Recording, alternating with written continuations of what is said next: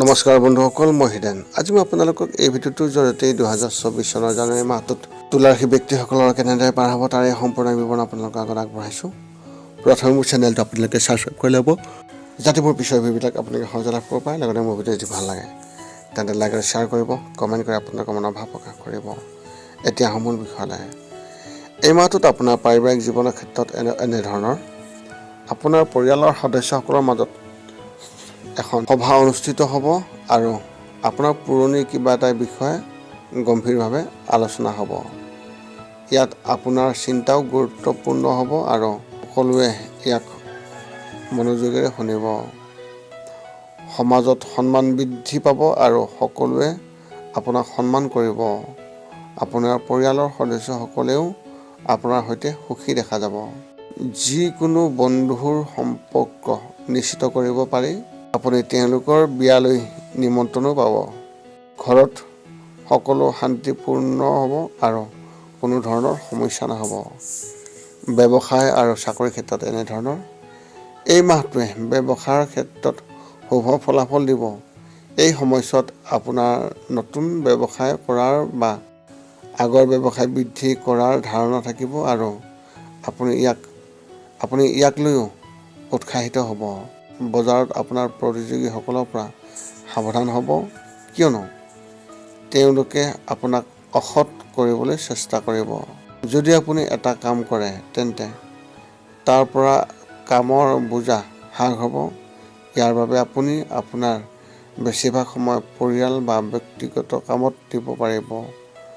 চৰকাৰী বিষয়াসকলে এই মাহত তেওঁলোকৰ কামত কম মনোযোগ দিব আৰু আন কোনো বিষয়ত বিশেষভাৱে জড়িত হ'ব।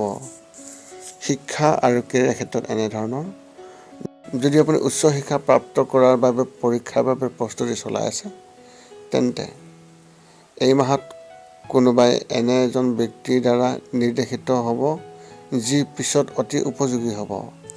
যদি আপুনি চাকৰি এটা বিচাৰি আছে তেন্তে আপুনি এই মাহত 2 পৰা 3টা সাক্ষাৎকাৰ পাব, কিন্তু সফল নহ'ব।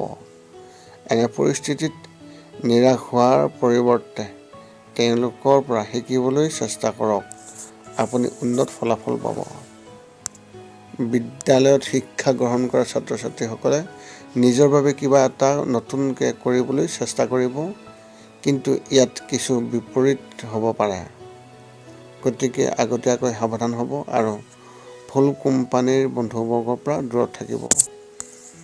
প্ৰেমৰ ক্ষেত্ৰত এনেধৰণৰ যদি আপুনি কিছু সময়ৰ বাবে কাৰোবাৰ সৈতে প্ৰেমৰ সম্পৰ্কত আছে তেন্তে এই মাহত আপোনাৰ পৰিয়ালৰ সদস্যসকলে আপোনাৰ সম্পৰ্কৰ বিষয়ে জানিব পাৰিব।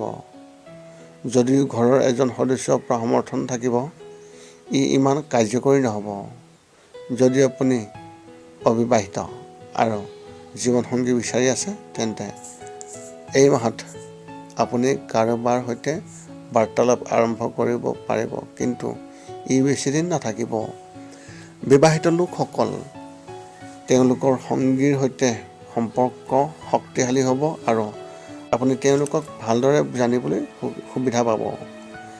যদি কেইদিনমানৰ পৰা আপোনাৰ মনত কিবা এটা আছে আৰু আপুনি সেইবোৰ ক'ব পৰা নাই, তেনেহ'লে এই মাহত তেওঁলোকক কওক। দুয়োৰে মাজত পাৰস্পৰিক বুজাবুজি বৃদ্ধি হ'ব। স্বাস্থ্যৰ ক্ষেত্ৰত এনেধৰণৰ মাহটোৰ আৰম্ভণি খুবেই ভাল হ'ব, কিন্তু মাহটোৰ মাজভাগত আপোনাৰ পেট সম্পৰ্কীয় সমস্যাবোৰে আমনি কৰিব, যেনে বদহজম, কোষ্ঠকাঠিন্যতা, গেছ গঠন, ডায়েৰিয়া ইত্যাদি। অৱশ্যে যদি আপুনি ঘৰত বনোৱা পুষ্টিকৰ খাদ্য গ্ৰহণ কৰে তেন্তে সকলো ঠিক হৈ যাব। মানসিকভাৱে মনত কিবা এটা বিষয়ে চিন্তা থাকিব। এনে কিবা এটা থাকিব যিটো আপুনি কাৰো সৈতে ভাগ বতৰা কৰিব নোৱাৰিব আৰু ই আপোনাৰ মনত আমনি কৰিব। এনে পৰিস্থিতিত আপুনি সেই বস্তুটো কাৰোবাৰ সৈতে ভাগ বতৰা কৰিব পাৰিলে ভাল হ'ব। আপোনাৰ এই মাহত শুভ সংখ্যা হিচাপে 5 আৰু শুভ ৰং হিচাপে আপুনি এই মাহত হালধীয়া ৰং ব্যৱহাৰ কৰিব পাৰে। পুনৰ লগ পাম অন্য এটা ভিডিঅ'ত। আজিলৈ ধন্যবাদ।